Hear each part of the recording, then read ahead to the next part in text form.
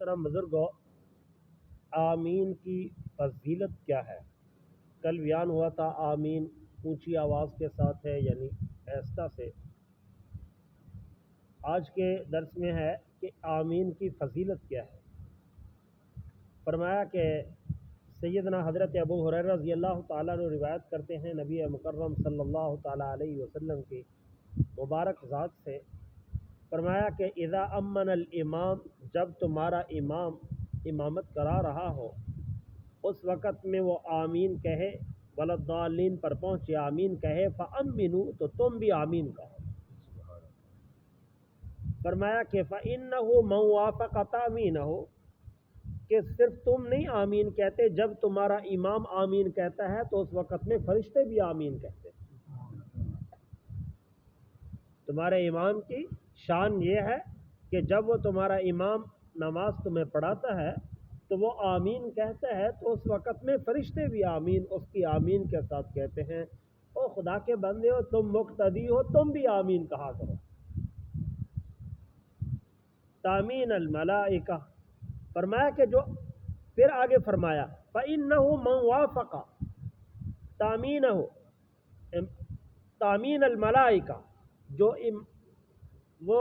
جو موافقت کرتا ہے فرشتوں کی آمین کے ساتھ، اللہ تعالیٰ اس کے اگلے پچھلے گناہوں کو معاف فرما دیتا ہے۔ اتنی فضیلت کہ فرشتے جہاں آمین کہیں تو وہاں پر اللہ تعالیٰ بھی گناہوں کو معاف کرنے کے لیے اعلان فرماتے ہیں۔ تو اس وجہ سے جب امام صاحب ولضالین پر پہنچے تو اس وقت میں آمین کہو۔ امام ابو عیسیٰ ترمذی رحمۃ اللہ علیہ فرماتے ہیں حدیث ابی ہریرہ حدیث حسن صحیح، اس میں کسی قسم کا شک نہیں، یہ حدیث کسی قسم کی ضعیف نہیں، یہ بڑی معتبر حدیث ہے، یہ بڑی معتبر حدیث ہے۔ فرماتے ہیں کہ جب تمہارا امام آمین کہے تو تم بھی آمین کہو، اس لیے کہ آمین کے وقت میں اللہ تعالیٰ کی طرف سے رحمتوں کا نزول ہوتا ہے۔ کیوں؟ اس لیے کہ فرشتے بھی تو آمین کہہ رہے ہوتے ہیں۔ اچھا، انسان تو آمین کہتا ہے، فرشتوں کے آمین کہنے کا کیا ضرورت ہے؟ فرمایا فرشتے اس لیے کرتے ہیں تاکہ میرے نبی علیہ الصلوۃ والسلام کی امت کو معاف کر دیے۔ اس لیے ایک جگہ میں آتا ہے رسول پاک صلی اللہ تعالیٰ علیہ وسلم نے ارشاد فرمایا کہ میری کتاب سے پہلے، میری ذات اقدس کی تشریف آوری سے پہلے اللہ تعالیٰ نے کتابیں عطا فرمائی، تورات بھی ہے، انجیل بھی ہے، زبور بھی ہے اور صحیفے بھی ہے، لیکن یہ سورۃ فاتحہ فرمایا یہ اللہ تعالیٰ نے میری امت کے لیے خصوصیت یہ عطا فرمائی ہے، پہلے سورۃ فاتحہ جیسی کسی کو ملی نہیں۔ یہ صرف اور صرف حضور علیہ الصلوۃ والسلام کی امت کی خاصیت ہے، اس لیے کہ اس امت کو بخشش ہونی تھی، اس امت کی گناہوں کی معافی ہونی تھی، اس لیے یہ خصوصی طور پر انعام ہے۔ تو جب امام کہے ولضالین آمین، تم بھی پیچھے کہو آمین، لیکن آمین اونچی آواز سے نہیں، آہستہ آواز، اونچی آواز سے نہیں، آہستہ آواز کے ساتھ آمین کہنا ہے، اونچی آواز کے ساتھ آمین نہیں کہنا۔ فرمایا جب تم آمین کہو گے اللہ تعالیٰ تمہارے پچھلے سارے کے سارے گناہوں کو معاف فرما دے۔ کیوں؟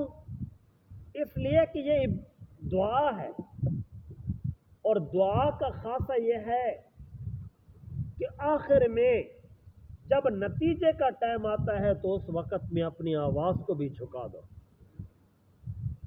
اللہ کی ذات کے سامنے جھک جاؤ اور اپنی آواز کو پست کر دو اور اپنے آپ کو کمزور ثابت کرو، اور وہ رحمت والی ذات اپنی دربار کے اندر رحمتوں کے نزول کے وقت میں حاضرین کو معاف کر دو۔ اور ہم تو اس کے دربار میں سوالی بن کر آتے ہیں، ہم تو کمزور بھی، خطا کار بھی ہیں، اس لیے سوالی بن کر آتے ہیں۔ سوالیوں کے لیے حکم یہی ہے کہ سائل کو سائل بن کر زندگی گزارنی چاہیے۔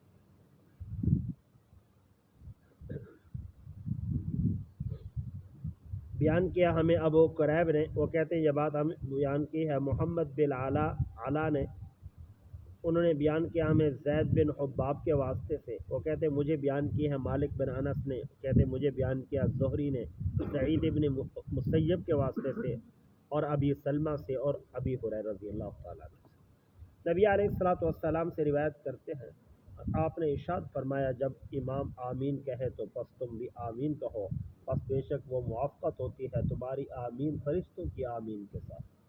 جب ایسا کرو گے تو اس وقت میں اللہ تعالیٰ تمہارے پچھلے سارے کے سارے گناہوں کو معاف فرما دے۔ اللہ تعالیٰ سے دعا ہے